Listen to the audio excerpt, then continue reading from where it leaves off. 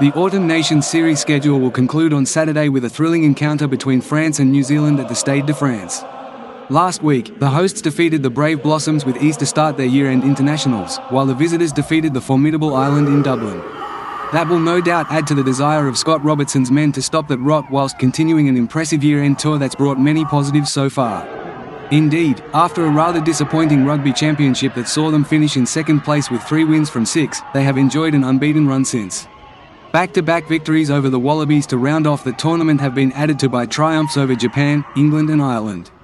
That has visibly eased the early pressure on Coach Robertson as styles and ideas start to take effect, while new faces and combinations find their way at this level. France has had a difficult year, starting with a disappointing Six Nations campaign in which they were missing their key player and were clearly feeling the effects of the World Cup. This was followed by the drama in South America in July, which ended in a loss to Argentina in the last week. But now that Olympic gold medalist Antoine Dupont is back, Les Bleus are beginning to remind fans why they were the world's top team just 2 years ago.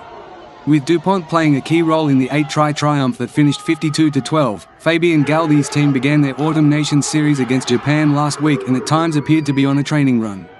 New Zealand enjoyed a 14-match winning streak stretching back to 2009 before those 2 defeats. They are now coached by Scott Robertson, who has steadied the ship in recent weeks after a slow start to his tenure.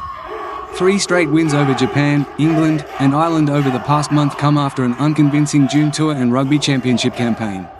Galthy has yet to taste defeat as coach against the All Blacks, with France 1 win away from their best ever run of 3 victories against the 3-time World Cup winners, claimed in 1994 and 1995.